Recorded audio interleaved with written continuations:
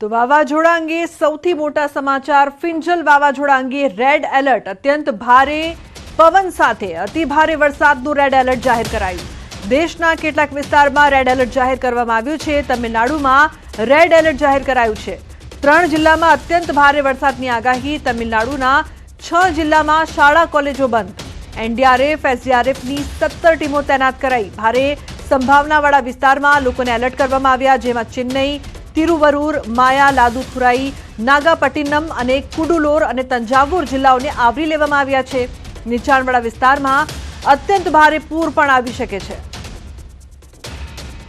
તો તમિલનાડુના 6 જિલ્લામાં શાળા કોલેજ બંધ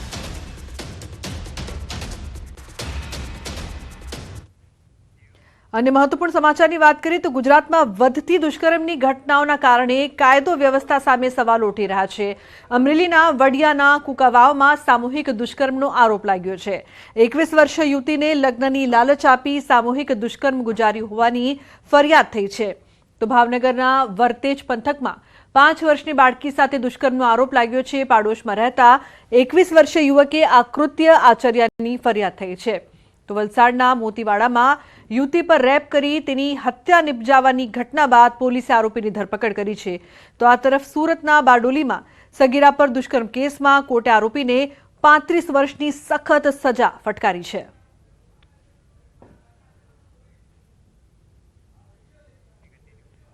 ભાવનગરમાં પણ 5 વર્ષની બાળકી સાથે દુષ્કર્મ વર્તેજ પંથકમાં 5 વર્ષની બાળકી સાથે દુષ્કર્મ પાડોશમાં રહેતા 21 વર્ષીય યુવક પર દુષ્કર્મનો આરોપ ચોકલેટ અપાવવાની લાલચ આપીને દુષ્કર્મ ગુજાર્યાનો આરોપ વર્તેજ પોલીસે ફરિયાદ નોંધીને તપાસ શરૂ કરી તો બાળકીને ગંભીર ઇજાઓ થતા હોસ્પિટલ ખસેડાઈ છે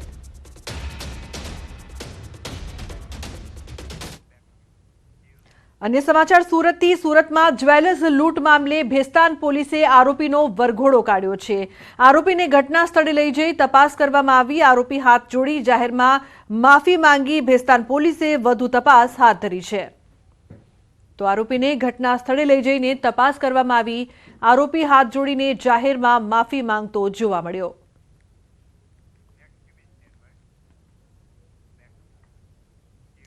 ઉત્તર ગુજરાતમાં સીઆઈડી ક્રાઇમની મોટી કાર્યવાહી નનામી અરજીના આધારે સીઆઈડીના દરોડા ઉત્તર ગુજરાતમાં બીઝેડ ગ્રુપ પર સીઆઈડીની તવાઈ બીઝેડ ગ્રુપના સીઈઓ છે ભૂપેન્દ્ર ઝાલા રોકાણકારો પાસેથી 6000 કરોડ ઉઘરાવ્યા ગુજરાત રાજસ્થાનમાં ઓફિસ ખોલી ગેરકાયદેસર રીતે પૈસા ઉઘરાવ્યાનો પણ આરોપ તો હિંમતનગર વિજાપુર મોડાસામાં દરોડા પાડવામાં આવ્યા મોડાસા વડોદરા અને માલપુરમાં દરોડા 7 પીઆઈ અને 50 પોલીસ કર્મચારીઓ દરોડામાં સામેલ તો બીઝેડ ગ્રુપની ઓફિસમાંથી મળી આવ્યા છે દસ્તાવેજો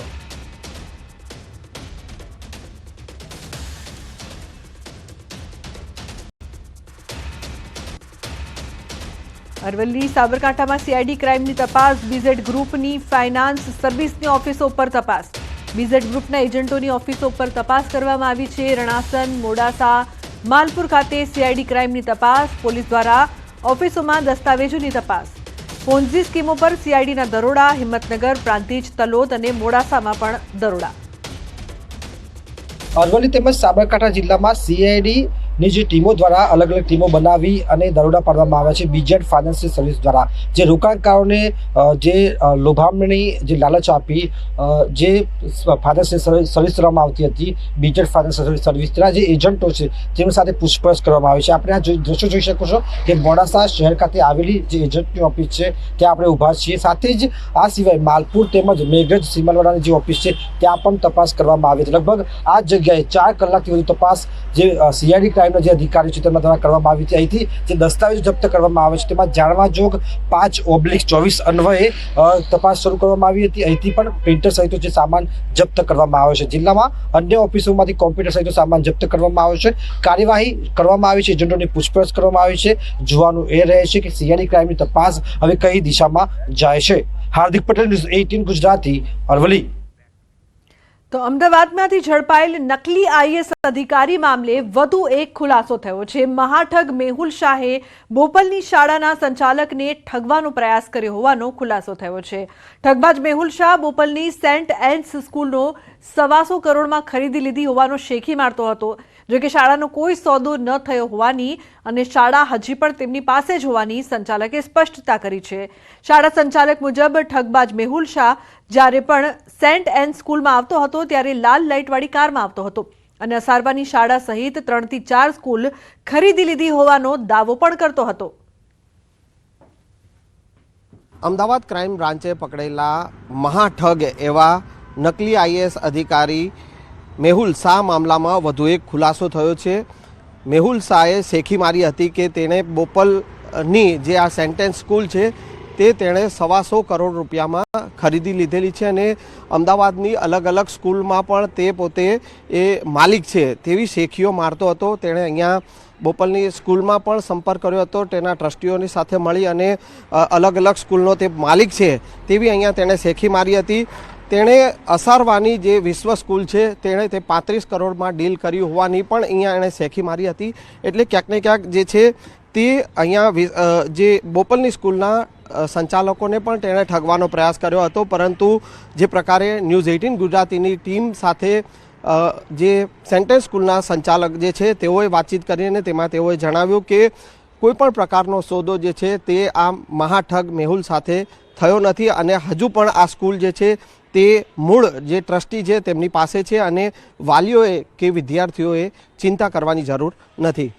કેમેરામેન હિરેન શાહ સાથે સંજય ટાંક, ન્યૂઝ 18 ગુજરાતી, અમદાવાદ। સમાચારમાં આગળ વાત કરીશું આધારથી અકળાયા।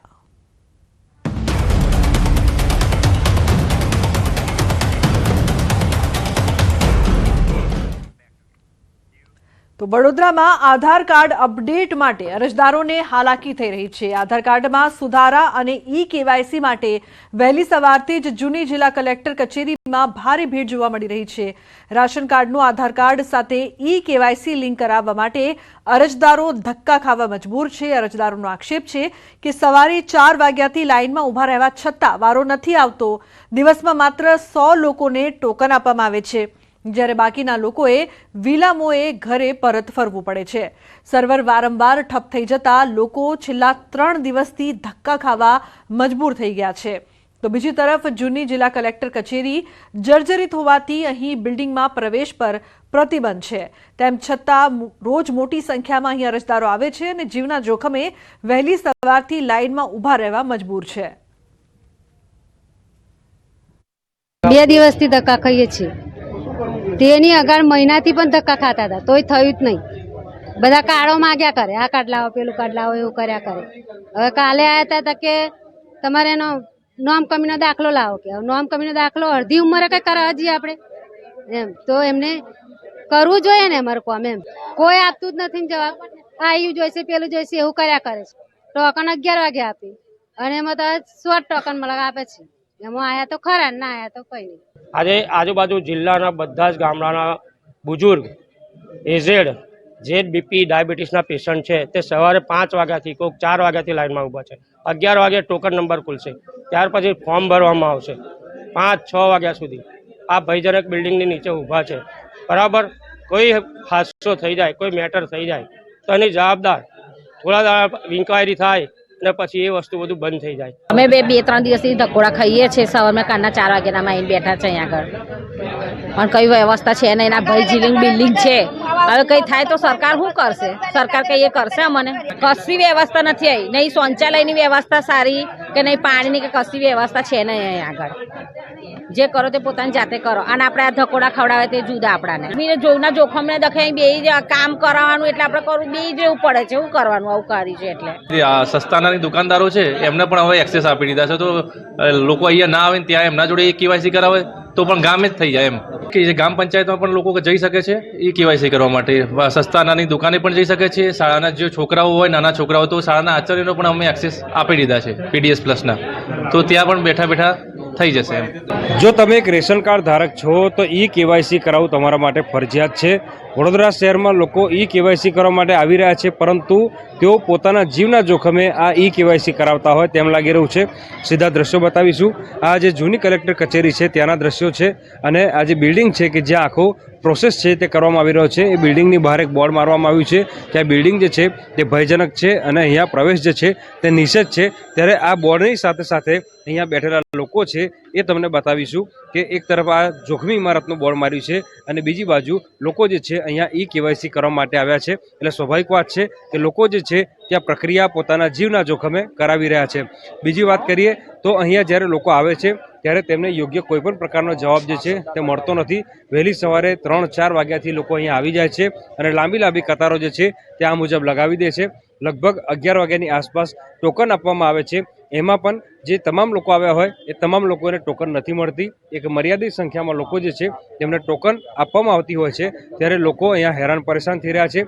ઇમારતની વાત કરીએ તો જર્જરિત ઇમારત તો છે જ, પરંતુ અહીંયા શૌચાલય સહિતની જે પાણીની વ્યવસ્થા હોય એ પીવાના પાણીની વ્યવસ્થા પણ નથી. એટલે અયોગ્ય વ્યવસ્થા વચ્ચે લોકો જે છે અહીંયા ઈ-KYC કરવા માટે આવી રહ્યા છે. લોકો જે છે તેઓની અંદર ભારે રોષ જોવા મળી રહ્યો છે. આ તમામ લોકો તમે જે જોઈ રહ્યા છો તે વડોદરા ગ્રામ્યના લોકો છે. લોકોનું એવું કહેવું છે કે ગામડાથી શહેર સુધીનો ધક્કો ખવડાવો એના કરતાં જો આ જ પ્રક્રિયા ગ્રામ પંચાયતમાં કરી દેવામાં આવે તો ગામના લોકોને વધુ સરળતા રહે. ગૃહિણીઓ છે પોતાનું ઘર છોડીને આવી છે, તો જે યુવાનો છે પોતાની નોકરી છોડીને આવ્યા છે. ત્યારે આ વ્યવસ્થા સુધારવામાં આવે તેવી જે માંગણી છે તે અરજદારો કરી રહ્યા છે. હાર્દિક દીક્ષિત, ન્યૂઝ 18 ગુજરાતી, વડોદરા. તો રાજકોટના આધાર કેન્દ્ર બહાર ઈ-KYC માટે લોકો કતારોમાં લાગ્યા. આધાર કેન્દ્ર બહાર લોકોના હાલ બેહાલ જોવા મળ્યા. લોકો પારાવાર મુશ્કેલીઓનો સામનો કરતા નજરે પડ્યા છે. રાજકોટ મહાનગરપાલિકાના સેન્ટ્રલ ઝોન કચેરી ખાતે આધાર કેન્દ્ર બહાર 500 જેટલા લોકો લાઇનમાં ઊભા જોવા મળ્યા. ત્યારે ન્યૂઝ 18એ અરજદારોની વ્યથા સાંભળી. અરજદારો વહેલી સવારના 9 વાગ્યાથી લાઇનમાં ઊભા છે. લગભગ 3 કલાકથી પણ વધુ સમય સુધી લોકો લાઇનમાં ઊભા રહ્યા બાદ પણ વારો ન આવતો હોવાનું અરજદારોએ જણાવ્યું. કેટલાક અરજદારોએ 3 દિવસથી ધક્કા ખાવા છતાં ઈ-KYC ન થયાનું જણાવ્યું.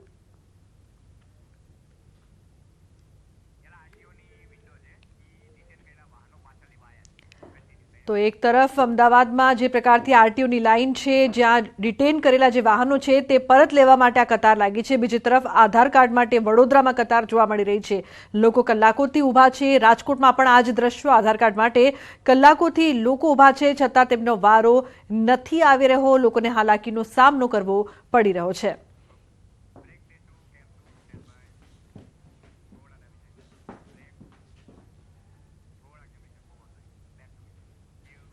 સમાચારનો પ્રવાહ યથાવત રહેશે. હાલ રોકાઈશું એક બ્રેક માટે. આપ જોતા રહો ન્યૂઝ 18 ગુજરાતી.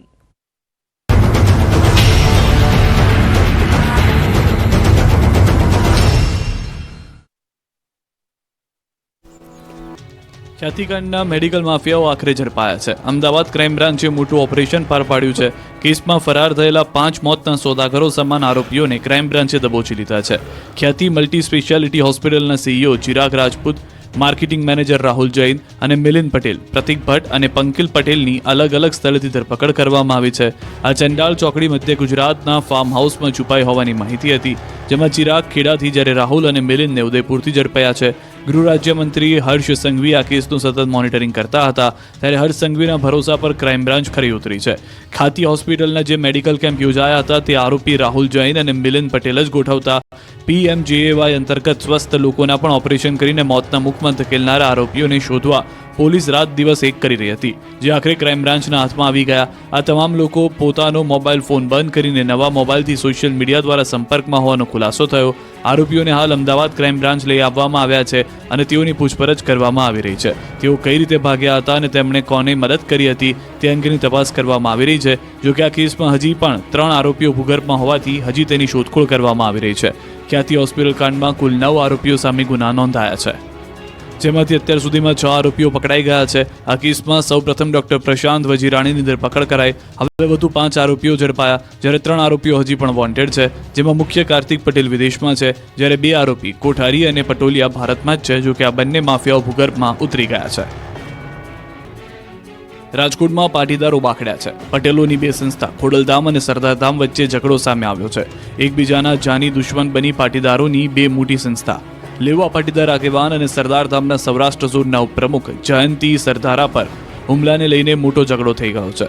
જૂનાગઢ SRPના PI અને ખોડલધામ ટ્રસ્ટના ટ્રસ્ટી સંજય પાદરિયા દ્વારા હુમલો કરવામાં આવ્યો હોવાની પોલીસ ફરિયાદ નોંધાઈ છે. આ હુમલાની ઘટનાએ સામાજિક રૂપ ધારણ કર્યું અને ખોડલધામ સરદારધામ વચ્ચેનું કોલ્ડ વોર સામે આવ્યું.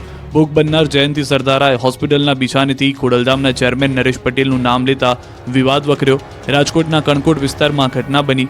હોસ્પિટલમાં લવાયા બાદ ભાજપના પૂર્વ કોર્પોરેટર અને સરદારધામના ઉપપ્રમુખ જયંતિ સરદારાનો આરોપ હતો કે પીઆઈ પાદરિયાએ એક પ્રસંગના ખૂણામાં બોલાવીને ધમકી આપી અને કહ્યું હતું કે સરદારધામના ઉપપ્રમુખ બનીને સમાજ સાથે ગદ્દારી કરી છે અને તે પદ પરથી રાજીનામું આપી દેવા કહ્યું, જે બાદ જાનથી મારી નાખવાની ધમકીનો પણ આરોપ લગાવાયો. હવે સમગ્ર મામલે એસીપી બીજે ચૌધરી તપાસ કરી રહ્યા છે.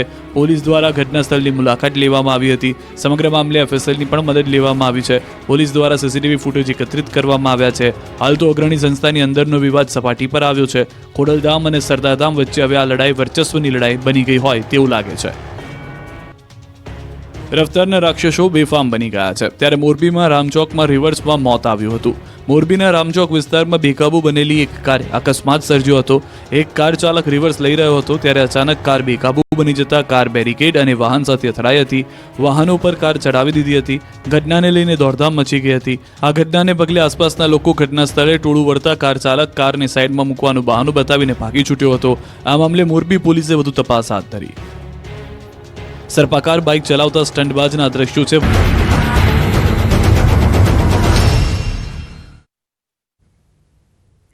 Welcome back. અને મહત્વપૂર્ણ સમાચારની વાત કરવામાં આવે તો રાજકોટમાં સરદાર ધામના ઉપપ્રમુખ પર થયેલા હુમલાને લઈને સોશિયલ મીડિયામાં પોસ્ટર વોર શરૂ થઈ છે.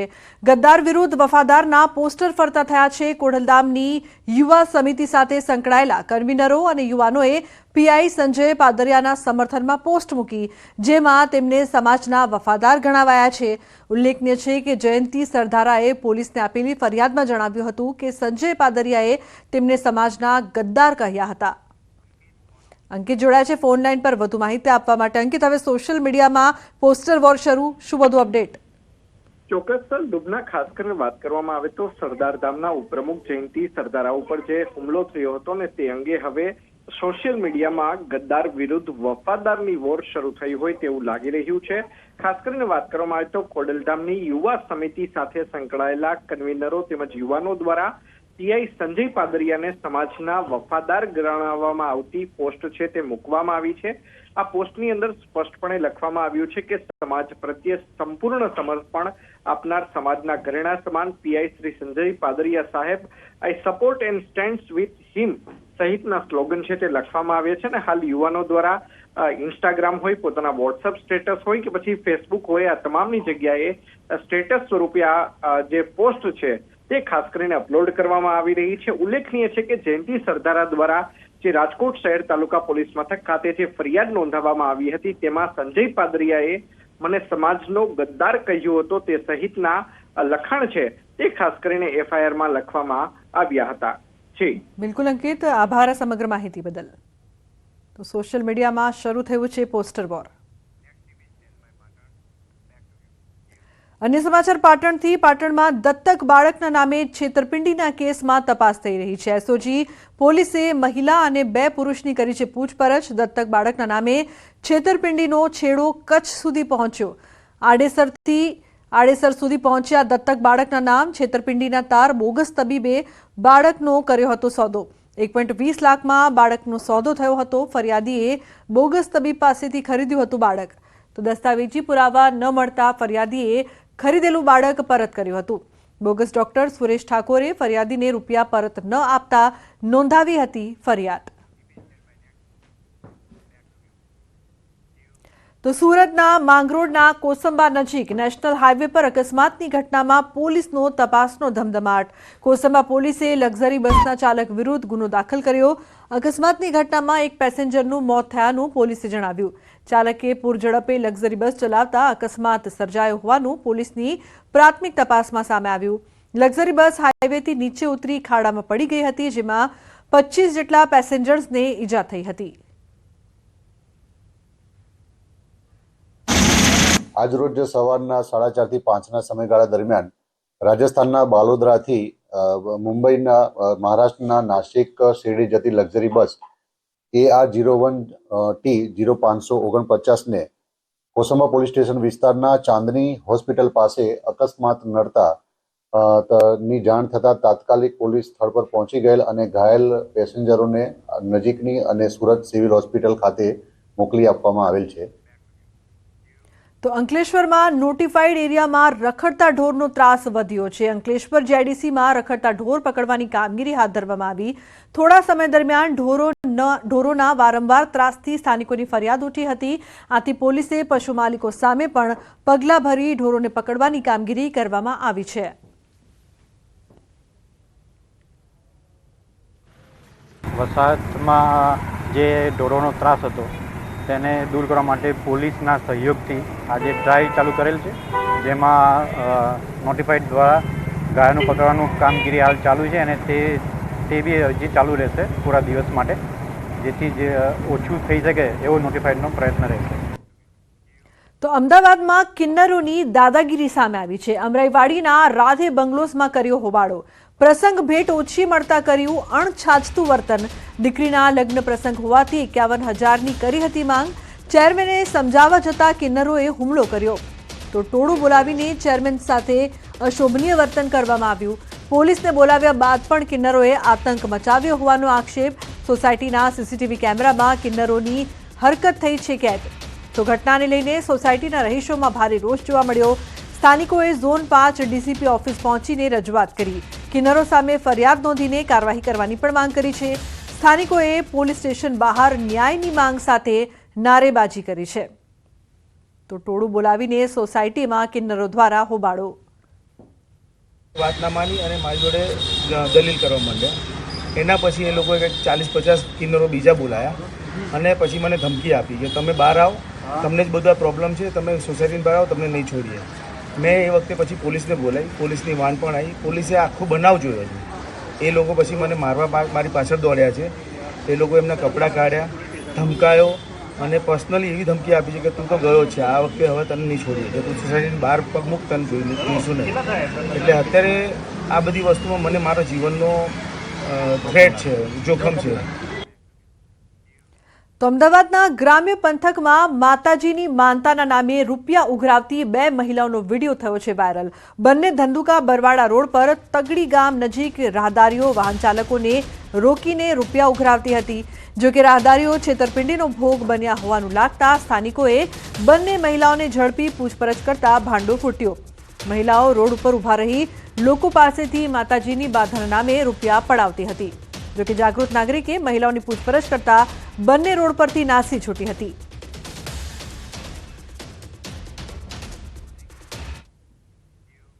તો બુલેટિનમાં હાલ બસ